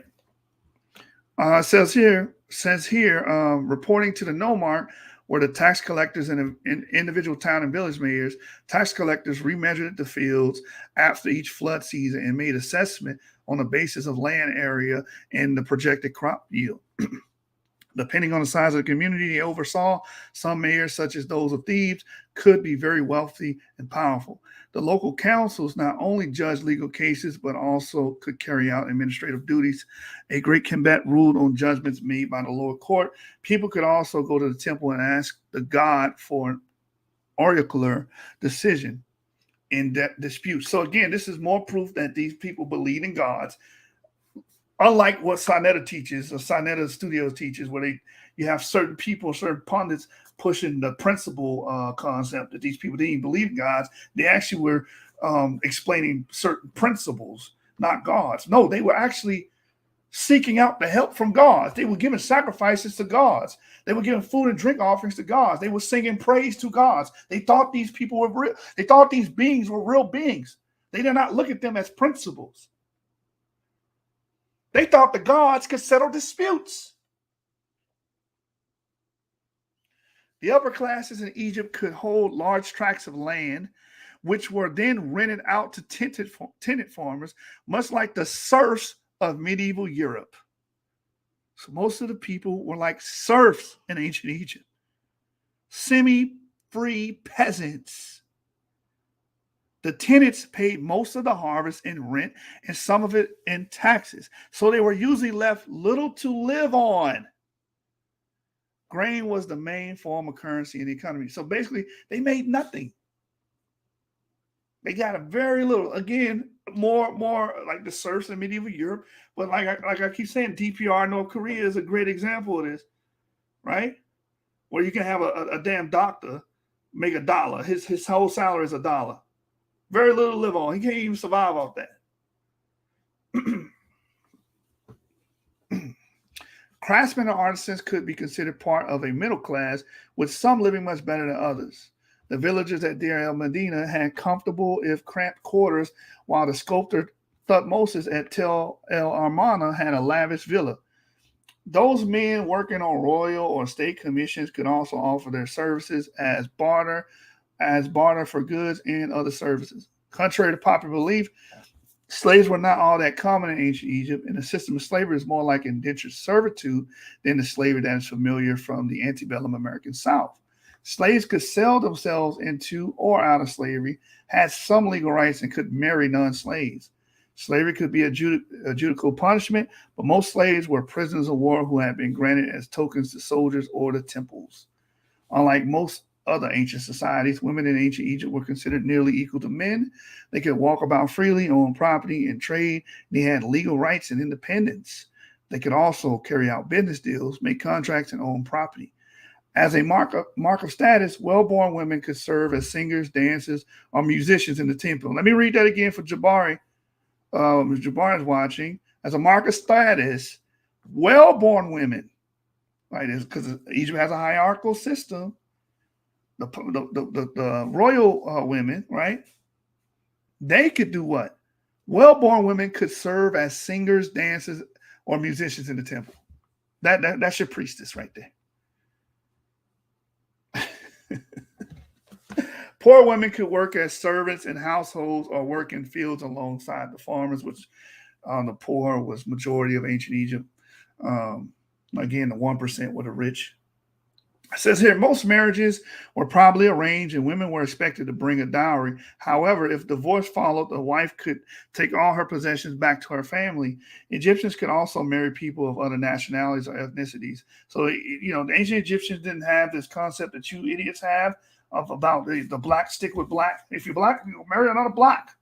No, that's some antebellum South shit. That's not ancient Egyptian. They would marry Syrians. They would marry people they considered not themselves, would even include Nubians, right? They didn't consider Nubians as them. They would marry Nubians. They would marry Near Easterns. They would marry Libyans. They had no problem with that. It says here, Egyptians could also marry other nationalities or ethnicities. For most of dynastic history, Egypt was a melting pot where people of various backgrounds and races lived in harmony. So this idea of them all being total black or Negro only is bullshit. It talks about Hatshepsut. We talked about that earlier. It says right here, while ancient Egyptian society was highly stratified, there was room for social mobility. People with skills, particularly the ability to read and write, could move far up the social ladder. Indeed, the ideal was to be a self-made man, and such a claim was often made in tomb biographies, only to be disproved by a look at genealogy. Most of our textual and pictorial data is only for the wealthier classes. So we must depend on archaeology for an understanding of the rest of the Egyptian society. All right, so from there, now let's go to education. So we dealt with social structure. We dealt with wives and husbands. We dealt with the family. We dealt with the hierarchy. We dealt with the priesthood. So now let's deal with education towards the beginning.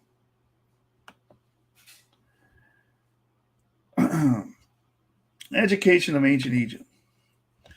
As far as we can tell, most schooling in ancient Egypt seems to have taken place in the home, where children were taught the basic knowledge required for their future lives by watching their parents and other household members and by assisting them in their daily chores. Since most boys were destined for unskilled labor or work as tenant farmers or perhaps craftsmen, they served in an apprenticeship, being taught their trade by working side by side with their fathers or other family members. Some formal contracts for apprenticeship signed by the parents of children and master craftsmen are known from the Greco-Roman period. These contracts included specifics about the duration of the apprenticeship and living and working conditions of the child and payments due to the training. Professions in ancient Egypt tended to be handed down from fathers to sons rather than through vocational apprenticeships. Girls tended to be taught household chores by their mothers on other female relations. And as I read before, this was not like women ruling over and not doing anything outside the norm. They pretty much were, majority of the women outside the royal caste in the upper echelon of Egypt, which is like 1%, they were in the home. They tend to the home. They did the chores of the home and they did child rearing. That's mainly what these women did. We read that already. We read the chapter on women occupations. Right here it says a few privileged children receive a formal school education, which include reading, writing, and arithmetic.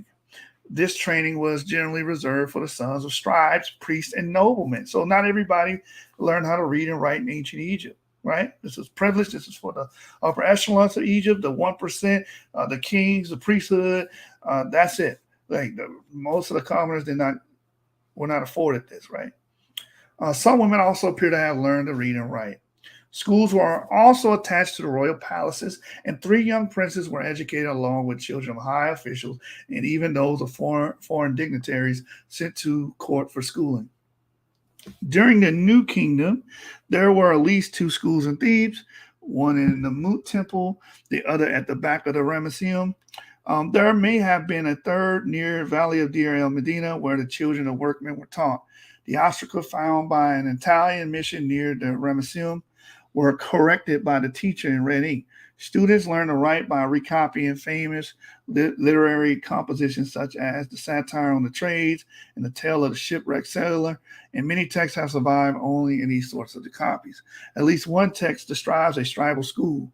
The scribe of noble parts, patient in discussion, at whose utterance men rejoice when they are heard, skilled in the hieroglyphs, there is nothing he does not know. He is a champion in valor and in the art of Sheshta, servant of the Lord of the hall of writing, assistant teacher in the office of writing.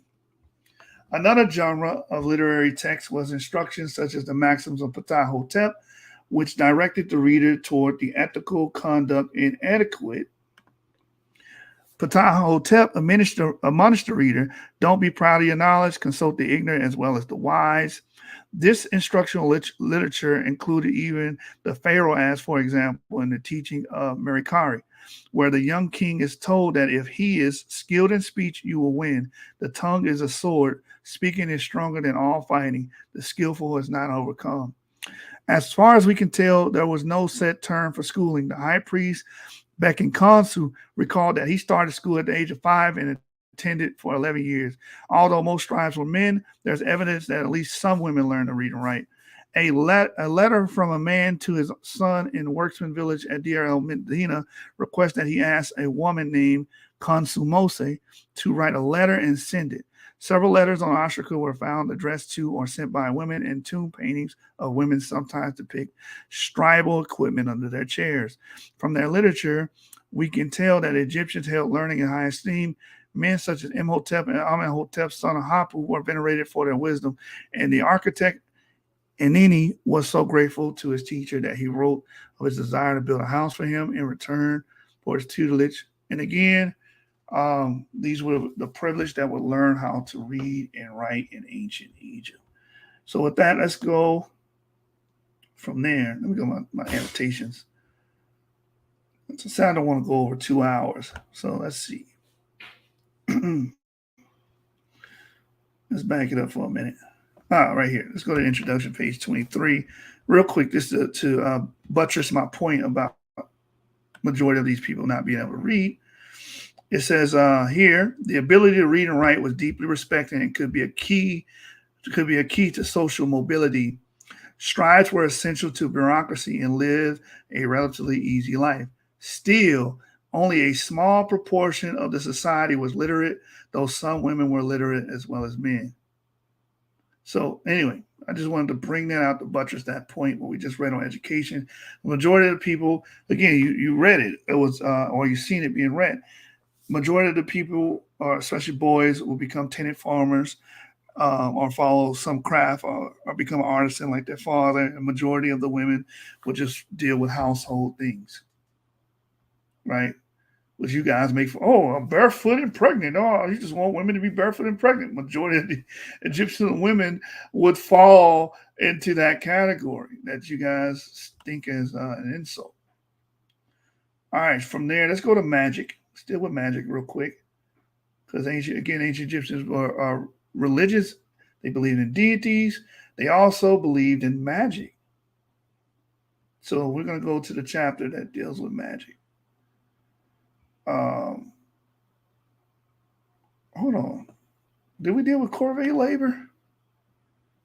Right here. To explain why they didn't need slaves because of corvée labor. Let's read this real quick. An important feature of ancient Egyptian workforce was the use of corvée labor, a French term derived from the Latin word for requisition. Corvée is understood here as a labor exacted in lieu of taxes, although it also could be through conscription. Given large state projects such as building pyramids or temples, the ability to summon up a large workforce was a key factor in being able to accomplish such monumental tasks in a relatively short time. Without a form of currency, labor was a straightforward way of paying taxes to the state. It was also a means to provide economic stability and social cohesion. During the inundation season, agricultural work was not possible. So rather than have an idle population, groups of men could be pressed into service, provided with food and accommodation. Not everyone was subject to the corvée. It was possible for a man to pay another man to take his place of if he had service. He could dispatch one as a stand-in. In addition, many temple-owned estates were named in exemption decrees, which protected those residing from being called to serve. These decrees were written on a stele or rock outcrops. One of the largest and most famous of the Nari decree of Seti I, which was written on a rock outcrop near the fourth cataract in Nubia. It exempted all those working on the estates and lands belonging to the temple of Seti at Abydos. So ancient Egypt would have this system where you could just make most of the people there, most of the men, able-bodied men, do all of the monumental, the construction of the monuments and funerary buildings and whatnot and pyramids. Corvée labor and say, oh, that's your way of paying taxes. Boom.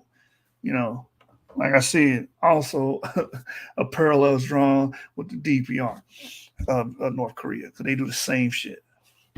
Today, in 2022, they do that. Who needs a large slave force where you can just, extrapolate the men and the people of your country and contract them out to do it?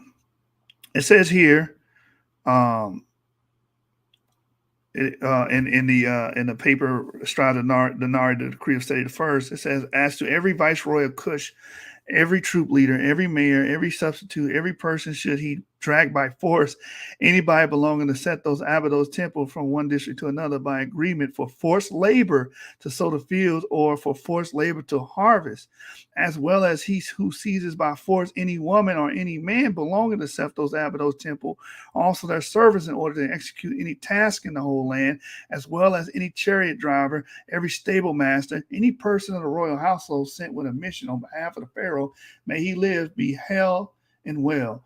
Should he abduct anyone belonging to Sethos Abydos temple from the district to another by agreement for forced labor to sow fields or for forced labor to harvest, also for the execution of any task in the law shall be applied through 200 strokes and 5 open wounds, as well as recompense for the labor of the person belonging to Sethos Abydos temple. So again, this letter in particular, this decree in particular, is saying, hey, don't come over here and extrapolate these people and make them, sow your fields and work on your monuments and work on whatever, They were going to retaliate. I'm tired of this bullshit. God damn it. It says here, the system could be abused, and there are records such as a complaint filed by Thutmosis, a scribe of the royal necropolis in the time of Ramesses is that the 11th or the 9th? Looks like the 11th. So who called out a colleague for impressing laborers to help with the tax collection, but then just left them sequestered without giving them direction. Still in all, the system appears to have worked remarkably well, and we can credit it with the great monuments of ancient Egypt, which are a testament above all else effective and efficient labor organization. Indeed, the system survived until the very end of the pharaonic civilization. Now we can go to magic. Now let's go to magic. Right. Let's go to magic. Education, farmers, police, priesthood, women's occupations. We read that. We didn't go into family structure. We didn't go into ancestral worship. Maybe I'll say that for another time. Wives and husbands. Oh, yeah, and the women lived in segregated quarters, too. I just saw that highlight. colonialism, harem conspiracies, justice and punishment, royal harem, animal mommies, showing that they did have a religion, they did believe in those deities, so much so that they would mummify certain animals that were relative to those deities or represented those deities. Magic. I'll probably let this one be the last one. The ancient Egyptians did believe in magic, by the way. It says, besides their formal and popular religious beliefs, the Egyptians also relied on what we would call magic, and they called Heka. They saw this as a mystical power that the gods had, but that people could also employ if they knew the right methods, recited the correct spells, and had the proper equipment. Magic, as opposed to religion, centered on the abilities of man, in particular, a professional magician, as opposed to priests and the gods. Not only were magical spells and utterances important in working magic, but also were amulets and implements that were imbued with great power, not just because of their form, but also because of their makeup. Certain materials were thought to have magical properties, such as wax, which could change from liquid to solid. Transformation, and also real quick on liquid to solid, they did have a spell where they can make wax figurines come to life. That was a spell that the ancient Egyptians believed if they invoked the right invocation, they could turn this wax figurine into, a golem or something like that, right? It says here, transformation was seen as magical, and the goddess of magic, Heka, was depicted as a frog, which could go from an aquatic to a land existence. The gods all had magical powers. Isis, in particular, was called Great of Magic because she was able to reassemble and reanimate Osiris. There were actual magicians who were revered for their abilities, and one famous text known as Khufu and the Magicians extols the abilities of Djedi, the great king's court magician. Priests and physicians were thought to have access to magic, as did the king. Seeking magic, however, could be a dangerous undertaking. In the tales of Prince Kamwaset, the prince finds a book of powerful magic spells, the Book of Thought, in a tomb, where when he removes it from the tomb, he is cursed until he returns it. Magical spells and texts had power in and of themselves, in addition to the messages they conveyed. Water poured over a cypress, a stele of the child god Horus, carved with magical symbols and inscribed with invocations for healing, would absorb the power of the words and transmit them to whoever drank it. Curved ivory wands made from hippopotamus tusks were decorated with images of protective guardians armed with knives. When used to draw a line in the sand, the wand prevented an evil thing, such as a snake or scorpion, or malevolent force from crossing it. A magician's kit was found in a tomb at the Ramesseum and contained magic wands in the form of a rod terminating in the image of a snake, reminiscent of Moses's magic staff. So again, these people pretty much believe this, man. They practice this. To the left, you can see one of those little stone stele with your words on it and an image, and supposed to it's an invocation of healing. If you pour water on it and drink it, they believed in this stuff, man. And also you see these wands, so all my Harry Potter fans stand up. Right here it says images also could be used in practicing magic. Extrication figures could be used as voodoo dolls, with small clay figures of enemies that could be stuck into it. And we talked about extrication figures before. It might have provided the early attestation to Abraham on one of them. We discussed that before. Look at my Abraham video I did a year ago. Anyway, it says in other cases, small clay figures, and also what's great about the extrication text. Real quick, I'll get back to the reading. Those were real kings and chieftains that they were smashing. So if that mention of Abraham, I forgot how it was spelled, Abraham, or however you say it, is Abraham, then that's a full-on attestation to his existence. So they would just write the names of their enemies down and break them, right? It says, in other cases, small clay figures, usually shown as bound captives, could be broken. They were often inscribed with the names of enemies, or the names could simply be written on pots, which were then smashed. To use such methods for ill, however, was a crime, as noted in the trial of the harem conspirators, where one of the conspirators is described as making figures of people out of wax. All right, so do I want to read the tale of Khufu here? Yeah, let me go ahead and read it. It says, A Magician's Kit. The tale of Khufu and the magician illustrates the belief of ancient Egyptians had in sorcery. A remarkable find was made at the end of the 19th century of a tomb under Ramesseum Temple that belonged to a magician who lived at the end of the Middle Kingdom. The kit was originally in a basket or bag that had decayed. Included among the items that had been placed in it was a figure of a naked lion-headed woman in wood holding copper snakes in each hand. Many relief representations show deities brandishing serpents to ward off evil. Also in the kit were 3 magical knives carved from hippopotamus tusks and engraved with apotropic creatures and symbols, and magical rod decorated with lions, along with a pair of ivory clappers. There were also other female figurines in the faience, wood, and limestone, and various amulets and faience models. The most remarkable find of all, though, was a wooden box decorated with a figure of Anubis that held 4 papyrus scrolls, which included hymns to the king, copies of the tales of the eloquent peasant and the shipwrecked sailor, and the first encyclopedia with entries on towns, plants, and animals. Magic could even be powerful enough to work against the gods. In the Book of the Heavenly Cow, the god Re retreats to the heavens to escape from magicians. Also in the tale of Isis in the name of Re, the god refused to divulge his true name to the goddess to prevent the power of any male or female magician coming to be against me. To the Egyptians, the world was surrounded by all manner of hidden dangers, and one had to not only rely on the gods, but also try and employ whatever other means might be able to survive the daily perils. So again, the ancient Egyptians believed in magic. They believed in gods. They had a patriarchal system, as we read earlier. Many of the men hold most of the wealth and power of the state of Egypt. So a lot of these things being taught on Saneter Studios are misrepresentations of ancient Egypt. Okay? And they definitely believe in magic, man.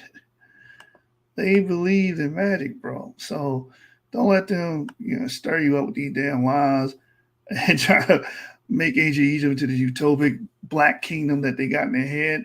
It only exists in their head. It's a dream. Ancient Egyptians did with all those things. They dealt with magic, and women were mostly caring for the house for the most part, and most of the ancient Egyptians were illiterate. That's just the reality, right? So, tricks are for kids, man. So if y'all really want to learn, hit that subscribe button. We deal with topics like this all the time. We try to go into depth research and get great sources for you guys, right? So we can bring out and teach that the ancient Egyptians did believe in magic. Ho, ho, ho, it's magic, never believe it's not so. It's magic, never believe it's not so. All right, as promised, I'm keeping this under 2 hours. We out, man. I hope y'all learned something, man. You got something from it. Saneter and his pundits are a bunch of pastors that's out here to spread their dogma. But if you really want to learn, just go get the sources yourself, man. Real Rugen, they were semi-free peasants, bro. That's not my words. That comes from another book here. Matter of fact, before we end the show, how about I share that with you guys real quick? Little bonus. Give you a little bonus before we get out of here. Let me share my Kindle real quick. Let's go to Kindle. Boom, straight to the point.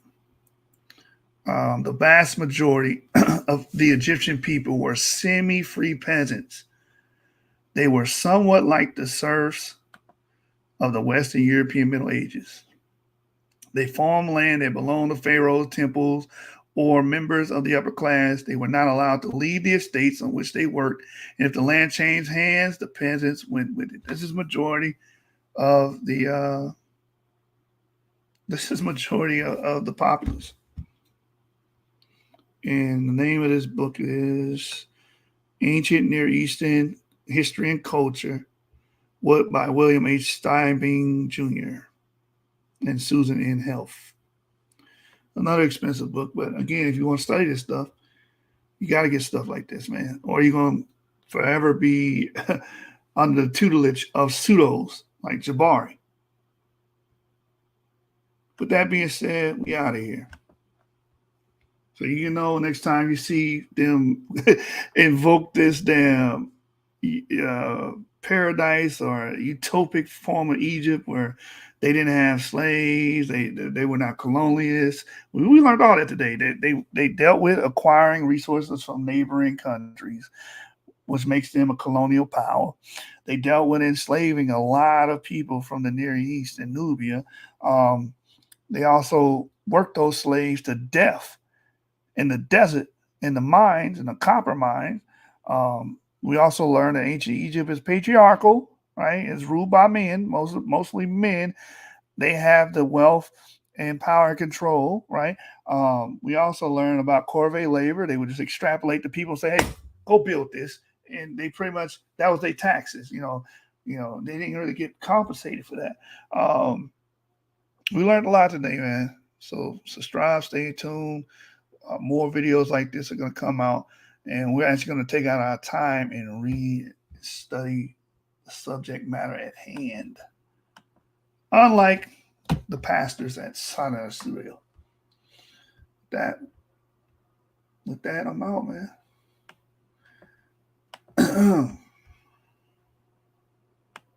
This Wiz was fucking. Fucked up.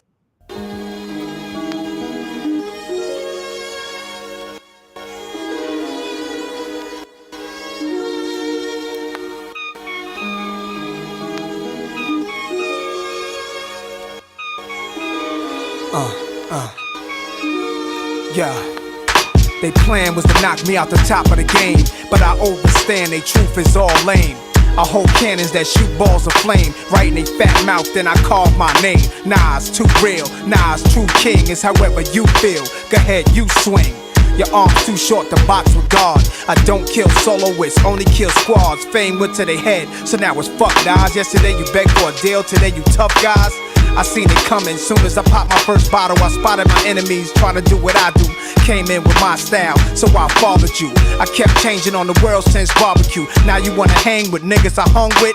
Fuck bitches I hit, it's funny, I once said if I ever make a record, I take a check and put something away for a rainy day to make my exit. But look at me now, 10 years deep, since the project, bench with cracks in my socks sleep. I never asked to be top of Rap's elite, just a ghetto child trying to learn the traps of the streets. But look at me now.